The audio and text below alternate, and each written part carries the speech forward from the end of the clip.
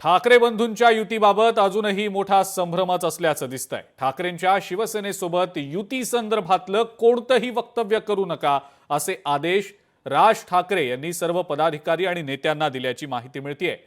युतीवर बोलण्याआधी मला विचारा अशा सूचना देखील राज ठाकरेंनी केल्याचं समजतंय। राज ठाकरेंच्या आदेशामुळे युतीवरनं मोठा संभ्रम निर्माण झाल्याचंही दिसतंय। शनिवारच्या विजय मेळाव्यामध्ये ठाकरे बंधू एकत्र आल्यानं युतीच्या चर्चांना उधाण आलेलं होतं। मात्र या सगळ्यानंतर आता काही राजकीय प्रतिक्रिया देखील समोर येत आहेत। आपण त्यापैकी काही प्रतिक्रिया पाहूया।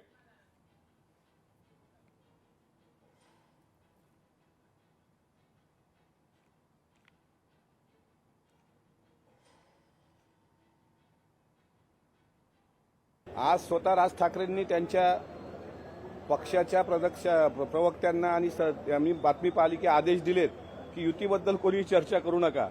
त्याच्यामुळे वरळी डोममधला एक सोहळा आपण परवाला बघितला। आता पुढे महानगरपालिकेत त्यांची युती होते की नाही होते ते झाल्यानंतरच समजेल काय खरं।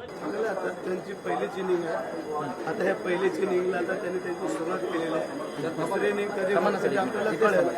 तर आजपर्यंत शिवसेनेच्या सर्व नेत्यांना जर एकत्र करण्याचा प्रयत्न झाला असता तर आज दुसरा कुठलाही राजकीय पक्ष मोठा राहिला नसता, ही वस्तुस्थिती आहे। मात्र वेगवेगळ्या चुकीचे निर्णय, पक्षाकडे दुर्लक्ष अशा अनेक कारणामुळे लोकांचे मन दुखावत गेले आणि त्याच कारणामुळे राज ठाकरे गेले। त्या राज ठाकरेंना त्यांच्या मंत्र्यांचा रिक्वेस्ट द्यायला तयार नव्हते आणि अजूनही मला ही युती होईल अशी मला शक्यता वाटत नाही। कारण की ऍडजस्टमेंट करण्याची जर प्रवृत्ती नसेल तर एका मोर्चासाठी एकत्र आलेले लोकही पुढे राहतील याच्याबद्दल माझ्या शंका।